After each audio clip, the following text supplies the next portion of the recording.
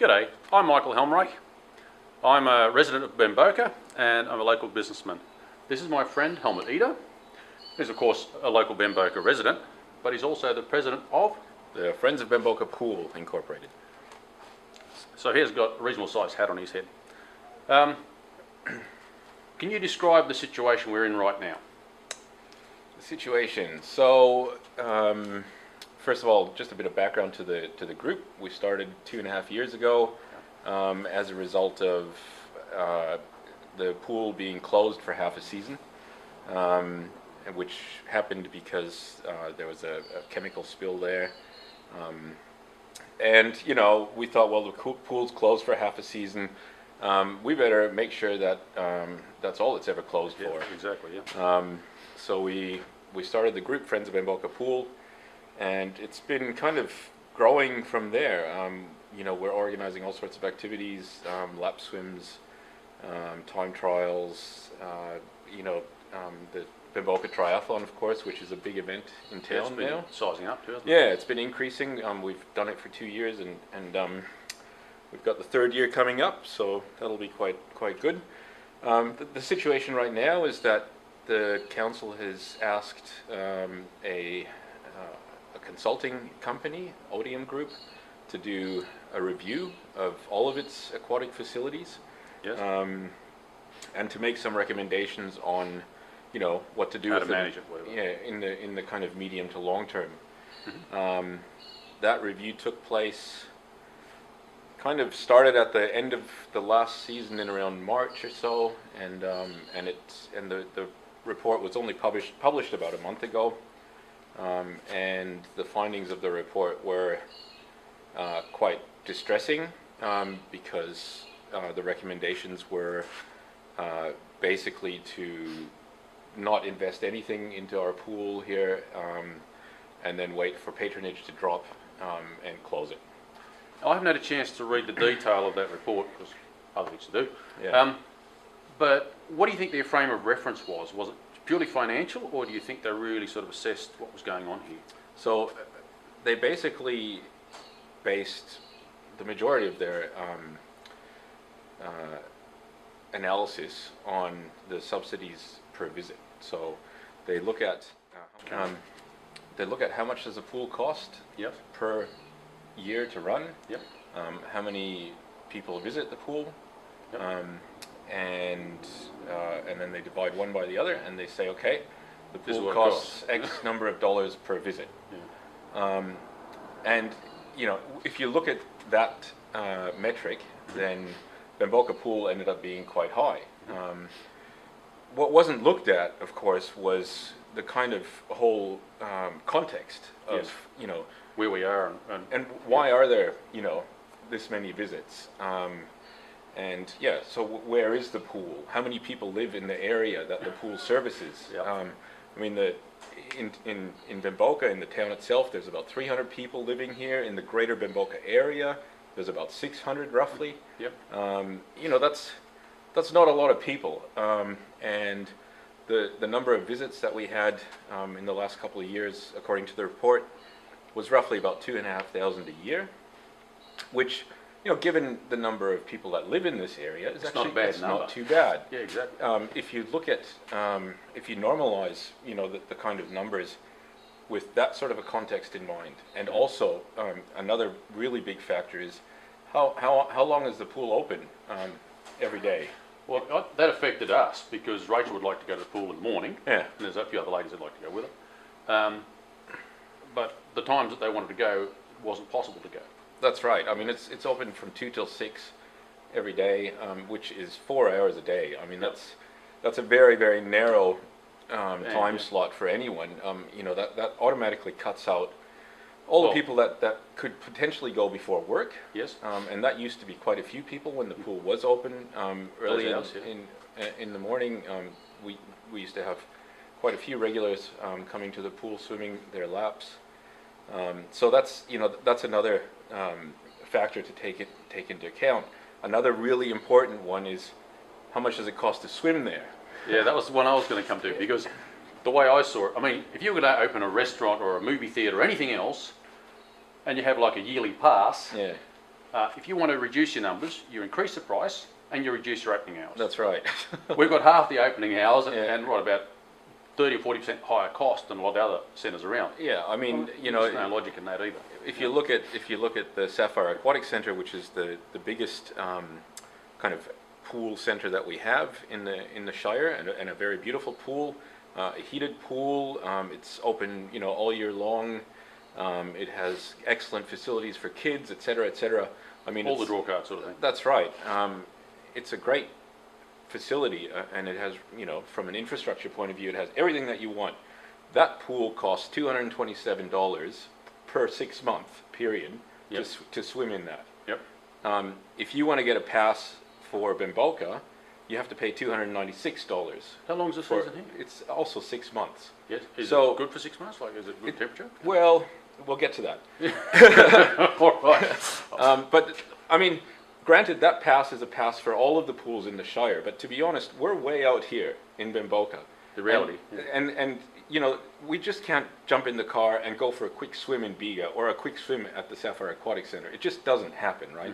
Like, if we want to increase patronage at the Bemboka pool, either we reduce the season pass, which like the Shire pass, which probably wouldn't happen, but please make a pass for Bemboka then. That's kind of adjusted to the level of facility that we have here. Scale to it accordingly. Yeah, and the opening hours, etc. I mean, Or at least have it the same as not higher. that's right.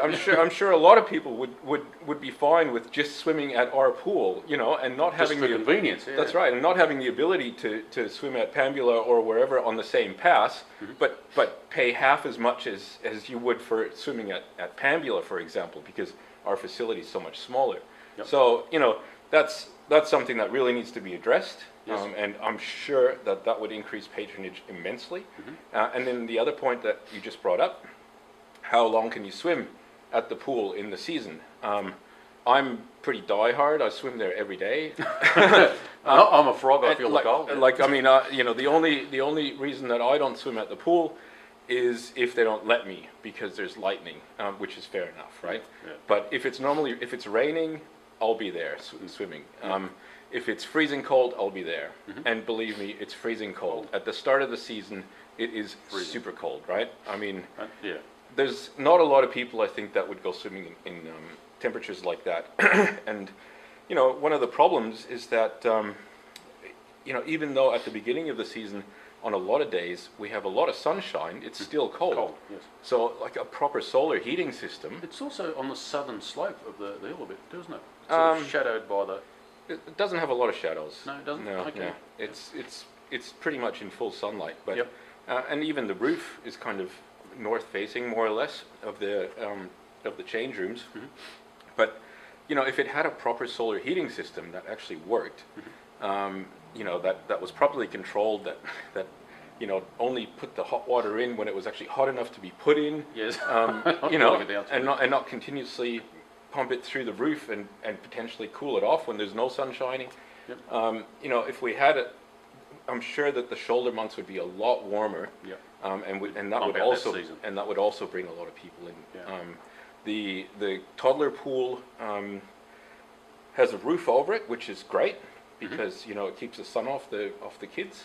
Yep. But of course, that also means that it warms up, even slower than the main pool does. Yes. And the toddler pool is always a couple of degrees colder than the main pool. Yep. And it's a separate water system, Okay. so it doesn't get mixed in and pick up any heat from the main pool. And how does that go? I guess kids would be harder to get into the water if it's colder. Yeah, definitely. I'm harder to get into we the don't water see if it's colder, we don't see as many people as I'd like to see in the toddler pool, and I'm sure that the temperature is one of the big reasons for that.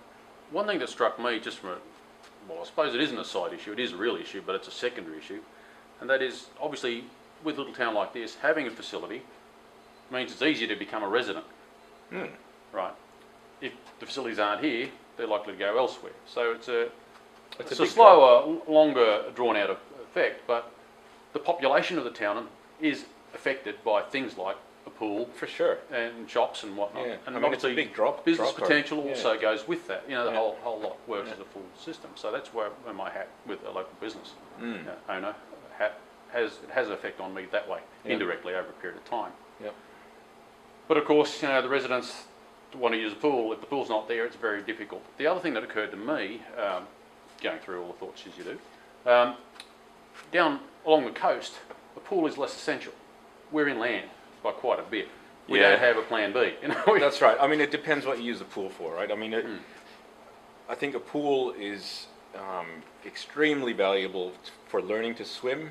Yes. And for doing, you know, laps, that sort of regimented exercise. you know. Kind of thing. I mean, swimming in the ocean's great, and I love it as well. I was thinking just for the cool-off factor in summer. Exactly. You know? That's exactly right. If you're just in it to get a quick cool-off, then certainly, you know, you can drive to the beach. We can't do that here. No, we don't have that option. No, that's right. But there's certainly a lot of things that from a health and fitness point of view and safety point of view that you really need to have a pool for that. Yes, yes. So, just getting back to the report. At the moment, it's a draft report. Their council is asking for people to have their say on it. We've encouraged the community in Bemboka with the letter drop to have their say. I hope a lot of them will. I think a lot of them will. Yes. We've got really incredible support for the pool in town. And then I suppose the consulting group will take that input and hopefully change their recommendations. Yes. That's what we would hope. Yes. However, the important thing is really council. How does council see the report, and how will they react? Because at the moment, the report is the report, and it's made by the contracting company. Yes. It's no reflection on what the council thinks or what the council thinks we ought to do. So the report is an input to the council, but it certainly isn't the decision of the council. Right. And so we've been canvassing candidates because there's an upcoming election on September 10th. Nope. To find out what their opinion is about the aquatic facilities in the Shire, and in particular about the Bemboka pool. We've been receiving some actually very positive comments back so far, and I'm tabulating all that and posting all the responses online.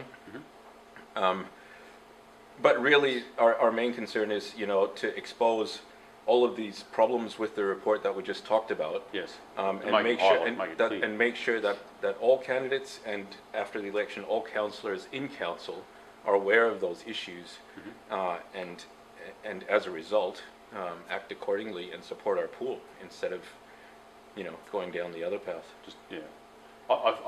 I'm fearful of the whole thing being like an accounting exercise rather than a reality exercise. And hopefully we'll be steered down the reality exercise. I'm cautiously optimistic. Yep. Hopefully, I think our group, and you know, not just me, but the whole committee and also the town itself, I think has really raised this issue in the Shire. It's kind of really come to the forefront also during the election, and you know, I'm quite optimistic about the fact that there's awareness out there for the problems with the report and for, you know, what that means about the recommendations in the report, and that we shouldn't go down that path. Yeah. Well, thank you, Helmut, for explaining that very, very clearly. Well, thank you for giving me the opportunity, Michael. More than welcome. All right. Thanks. Cheers, mate.